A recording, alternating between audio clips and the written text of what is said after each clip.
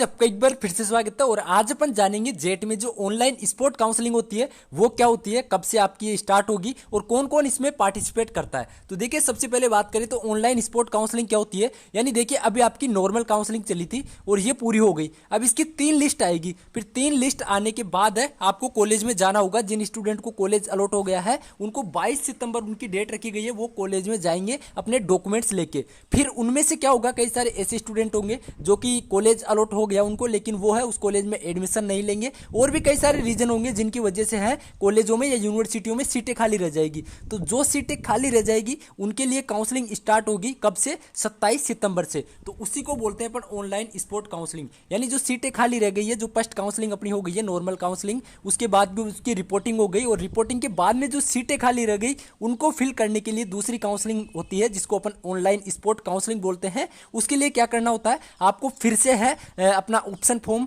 Fill करना होता है। यानी पूरी लिस्ट आपकी अपलोड कर ली जाती है और उसमें दिखा दिया जाता है कि किस कॉलेज में कितनी सीटें हैं। तो फिर आपको क्या करना होगा, फिर से कॉलेज है वो फिल करने होंगे, फिर से काउंसलिंग आपको करवानी होगी। यदि आपने पहले काउंसलिंग करवाई थी और आपको कोई भी कॉलेज अलॉट नहीं हुआ है तो आपको है 5,000 रुपये देने की जरूरत नहीं है। यानी आपने पहले 5,000 रुपये दिए थे, काउंसलिंग करवाई थी, बट आपको कॉलेज अलॉट नहीं हुआ है तो आपको फिर से क्या करना होगा, जब ऑनलाइन स्पोर्ट काउंसलिंग स्टार्ट होगी 27 सितंबर से, तो आपको है अपना एप्लीकेशन फॉर्म है वो ओपन करके और अपनी काउंसलिंग में कॉलेज है वो फिर से फिल कर देनी है। और ऐसे स्टूडेंट जो कि अभी काउंसलिंग में पार्टिसिपेट ही नहीं करे, यानी उन्होंने काउंसलिंग में भाग ही नहीं लिया, तो वो स्टूडेंट भी काउंसलिंग करा सकते हैं। उनको 5,000 रुपये काउंसलिंग फीस देनी पड़ेगी और वो काउंसलिंग में पार्टिसिपेट कर सकते हैं। यदि कॉलेज अलॉट हो जाती है तो आपके ये 5,000 रुपये हैं फीस में ऐड हो जाएंगे, और यदि कॉलेज अलॉट नहीं होती है तो ये आपके 5,000 रुपये वापस आपको रिफंड हो जाएंगे। और ऐसे स्टूडेंट जिनको कॉलेज अलॉट हो गई है तो वो इस काउंसलिंग में है पार्टिसिपेट नहीं कर सकते, क्योंकि उनको पहले ही कॉलेज अलॉट हो गई है तो वो इसमें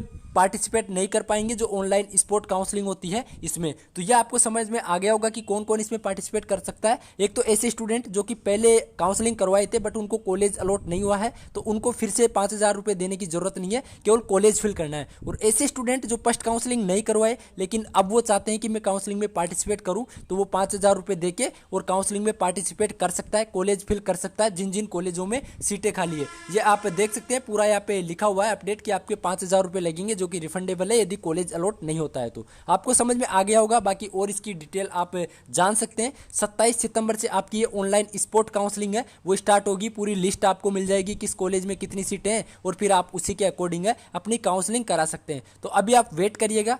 22 सितंबर तो है रिपोर्टिंग की डेट रखी है। फर्स्ट जो काउंसलिंग में कॉलेज अलॉट हुए हैं उनकी 22 सितंबर को जाना होगा कॉलेज में, और फिर उसके बाद पूरी लिस्ट अपलोड हो जाएगी किस कॉलेज में कितनी सीटें हैं। तो आपको समझ में आ गया होगा कि ऑनलाइन स्पोर्ट काउंसलिंग क्या होती है। बाकी मिलते हैं और किसी वीडियो में कोई डाउट कंफ्यूजन है तो आप कमेंट कर सकते हैं। जय हिंद, जय भारत।